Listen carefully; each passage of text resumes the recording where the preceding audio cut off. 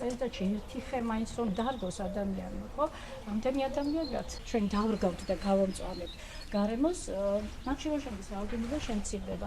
და ერთ-ერთი სათბურის აირის ნაკლებობა კიდევ გამოიწვევს იმას, რომ გლობალურ დათბობას გადაურჩებით. მე ვარ ნესტან ფუცხრიკიძე, ბოლნისის პირველი საჯარო სკოლის ბიოლოგიის პედაგოგი. მოღვაწეობ სკოლაში 25 წელია უკვე 2000 წლიდან და ვიცი, მე მგონი ჩემ მისიას ვასრულებ, იმას რაც მევალება, ჩემი მევალება რაც არის, მიყვარს ძალიან გეტყვით იმას, ჩემი პროფესია, ჩემი საგანი მიყვარს ძალიან თვითონ და ვცდილობ, რომ ეს ჩემი საქმის სიყვარული გადავცე მოსწავლეებს. პრეზენტაციის მეშვეობით ზოგადად მეტი ინფორმაცია მოგაწოდოთ ოზონის შრესთან დაკავშირებით. ბოლნისის პირველ საჯარო სკოლაში ჩატარდა პრეზენტაცია თემებზე კლიმატი, კლიმატის ცვლილება და კლიმატის ცვლილების მიზეზები და შედეგები. ამ პროექტებით უფრო თვალსაჩინოს გაფართოება ხდება, მოსწავლეები უფრო მეტი ინფორმაციას თავად მოიწერენ, არჩევენ იმ ინფორმაციიდან, რაც მათთვის საინტერესოა და დაინტერესებას ვხედავთ. აი ეს გქონდა, ეს არის ჩვენი ასე ვთქვათ, რუსული სიტყვა სტენდი, ხო? და აქ თუ რაიმე აქტივობებს ვაკეთებთ კათედრა ბიოლოგიის, ყველაფერს აქ ვათავსებთ ხოლმე. ბავშვებს რომ გაივლიან ხოლმე ამ ადგილას, უბრალოდ აი ხო შეხედავენ და ესე ცნობიერების ამაღლებაზე თავისთავად მოქმედებს. აი ჩემს მოსწავლეებს ვეუბნები ხოლმე, რომ აი ნაგავი თუ ვინმე პატარებს ვეუბნები, აი დაინახეთ რომ ნაგავით რა დააგდოთ ის, უთხარით საყვედური და ერთი ბავშვი მეუბნება, იცით რომ მას დიდი კაცი იყო და მივედიო ნაგავი რატომ დააფრებ, ლამის ყური ამიწიაო, შენ ვინ გეკითხება, არა უშავს მე უთხარი. მე შენ აიღებ, ჩააგდე.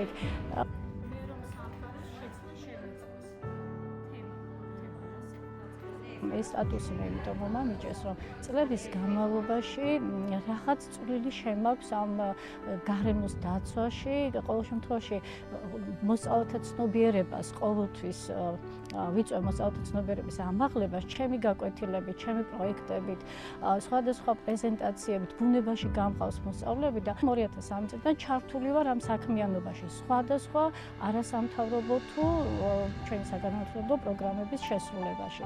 და ალბათ ამიტომ მე ვფიქრობ, რომ ჩემი მოღვაწეობიდან, მოქმედებიდან, რასაც ვაკეთებდი, იქიდან გამომდინარე დამასახელეს. რა თქმა უნდა, ესაა ძალიან დიდი ვალდებულებას მოითხოვს ჩემგან. პასუხისგებლობა ისაა, რომ ალბათ რასაც ვაკეთებდი, ორჯერ და 10-ჯერ მეტი უნდა გავაკეთო უფრო. გავაკეთო ის, რომ აი ვეცადო არა მხოლოდ მოსწავლეების, არამედ ზოგადად თემის, საზოგადოების ცნობიერების ამაღლება, რაც ძალიან გვჭირდება იმისათვის, რომ დავიცვათ ბუნება და კლიმატის ცვლილებას შეუშალოთ ხელი.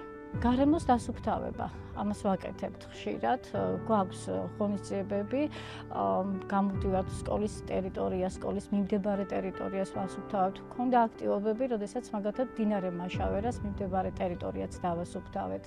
გვქონდა აი მოწოდებები სოციალურ ქსელში არის ჩვენი მოსწავლეების მიერ გადაღებული ვიდეო რგოლი, რომელიც გავაზიარეთ და ალბათ ბევრმა ნახა, ვიდეო რგოლი შეეხება სათბურის აირების გაბნევის შემცირებას. აი ფოთლების წვის შემოდგომაზე, რომ ფოთლი არ უნდა დავწვათ, ამას შეეხებოდა ეს ვიდეო რგოლი, ეს გავაკეთეთ.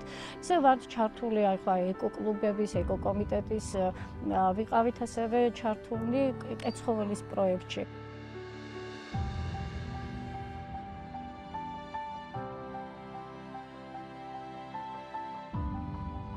ყველა მცენარეს ჩემ გახარებულ ბურჯს ყავის ვესაუბრები, აბა გოგო რა მოგივიდა, რატო ხარ ეგრე რაღაც და ხო ეს სიყვარული მომყვება. აი ამ დროს მე ვუძლებ ძალიან დიდ სიამოვნებას, დადებით განწყობაზე ვდგები და რა თქმა უნდა ამით ვფიქრობ, რომ მე ეს ჩემი ერთი რაღაც აი წვეთიც არ არის ეს რაც ყველამ უნდა გააკეთოს, მაგრამ მე მაინც ჩემსაც ვაკეთებ და რაღაც წვის შევიტან და შემაქვს იმ კლიმატის ცვლილების შეფერხება. თქვენ საყვარელი ადგილი აი აქ ამ ეზოში რომელია და რატომ არის? ჩემი საყვარელი ადგილი არის აი იმ ხის ქვეშ ვდგები ხო.